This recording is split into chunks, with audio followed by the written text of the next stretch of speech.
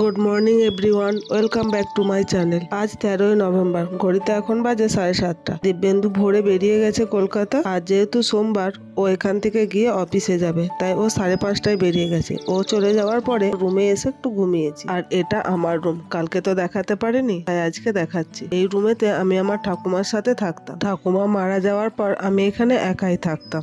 আর এদিকটাতে এলের মতো একটা ব্যালকনি আছে।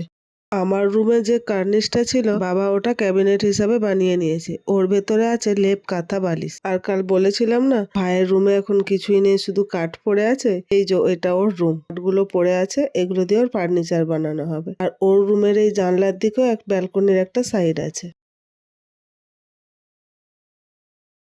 এখন নিচে নেমে এসে আমি তিশা তিনার জন্য একটু ব্যানানা স্যান্ডউইচ বানিয়ে দিচ্ছি। ওদের ব্রেকফাস্টটা দিয়ে তারপর আমাদের 4 জনের জন্য কিছু একটা বানিয়ে নেব। আমি এই ব্রেডের মধ্যে যে কলাগুলো দিচ্ছি, এগুলো আমাদের নিজেদের গাছ থেকে পাড়া। তিশা তিনা এখন খেতে বসে গেছে, এরপর আমরাও খেয়ে নেবো।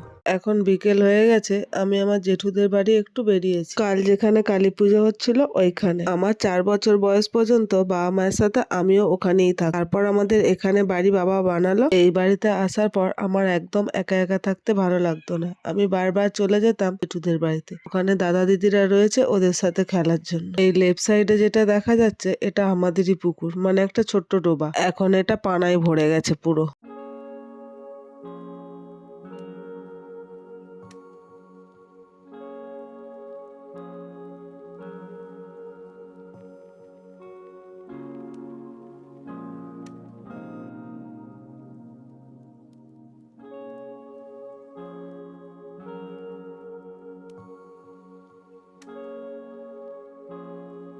আর এটা একটা বেগুনের ক্ষেত, আমাদের নয়, এটা পাড়ার লোকে।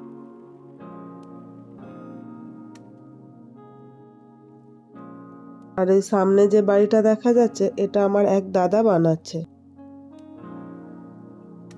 আর ওই দূরের ঘরগুলো, ওগুলো আমার জেঠুদের। সামনে একটা পুকুর আছে, এই পুকুরেতে কিছু হাঁসও চড়ছে, এগুলো আমার জেঠুদেরই।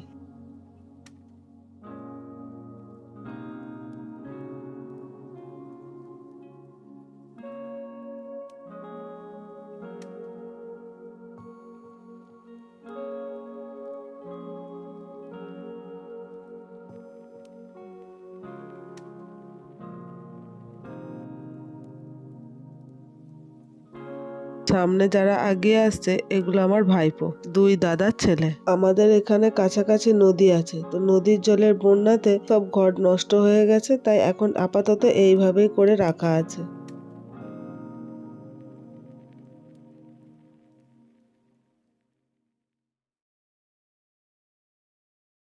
এটা আমার ছোট বৌদি, আর এটা সেজো বৌদি। আর ওখানে কালকে দেখিয়েছিলাম না বড় বৌদি, ওই যে ওই দূরে আছে ঝাঁটাবাদ, এটা আমার ওই ভাইঝি, ওটা আমার মামুনি। আজ নেক্সট ডে। মা সকালে এই যে রাস্তা ঝাঁট দিচ্ছে, যদিও আমার উঠতে একটু দেরি হয়ে গেছে, কাল শরীরটা ভালো ছিল না, ঠান্ডা লাগার কারণে, তাই আমার উঠতে একটু দেরি হয়ে গেছে। মায়ের প্রায় সব কাজ কমপ্লিট। এরপর মা চলে এসেছে তার নাতিদের জন্য ব্রেকফাস্টে চাউমিন বানাতে।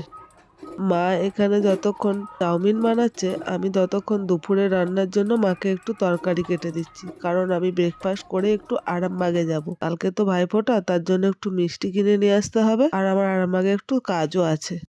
মা স্নান করে গোপালের সেবা না করে তো খাবে না, তার জন্য মাকে তাড়া দিচ্ছিলাম যে তুমি স্নান করে পুজো করে নাও, তারপর এসে খাবে। আমি ততক্ষণ চাউমিনটা দেখছি।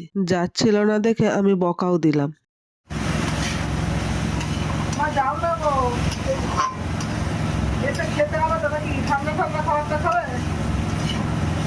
চলো চাউমিনটা বানিয়ে আমরা তাহলে ব্রেকফাস্ট করে নিই। আর তোমরা ততক্ষণ আমার ভিডিওটা তোমাদের কেমন লাগে সেটা কমেন্ট করে জানিও। আর যদি ভালো লেগে থাকে তাহলে একটা লাইক করে দিও ও শেয়ার করে দিও। আর আমার চ্যানেলটাকে সাবস্ক্রাইব করে নিও। তারপর আরামবাগ থেকে ফিরে এসে তোমাদের একটা ইন্টারেস্টিং জিনিস দেখাবো, গরুর বিয়ে। আমার ফিরে আসতে আসতে প্রায় 3টে বেজে গেছিল। আসার পরে মা আর আমি লাঞ্চ করে নিয়ে তিশা তিনাকে এখন গরুর বিয়ে দেখাতে আসলাম। ওটা গরুর গায়ে হলুদ হলো, দেখতে পেলে?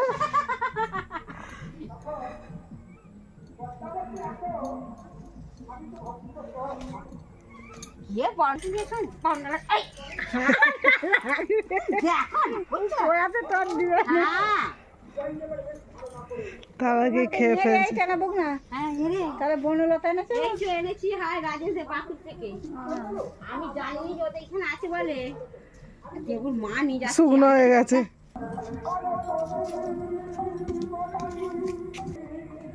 এই গরুর বিয়ের রিচুয়ালটা কালী পুজো আর ভাইফোঁটার মাঝে মানে প্রতিপদের দিন হয়। গ্রামের দিকে যাদের বাড়িতে গরু আছে প্রায় সকলের বাড়িতে এই গরুর বিয়ের অনুষ্ঠানটা হয়। যখন আমাদের বাড়িতে গরু থাকতো তখন বাবা আগের দিন গরুকে ভালো করে স্নান করিয়ে দিত, পরের দিন মা এই গরুর বিয়ের রিচুয়াল করার আগে আমরা গরুর গায়ে আলতা দিয়ে সুন্দর সুন্দর সব ডিজাইন বানিয়ে দিতাম। ওকে দেয় না কি গো? ইয়ে হলে সবাই করে। ভিডিওটা তাহলে আজ এই পর্যন্তই, দেখা হবে নেক্সট ব্লগে। টাটা।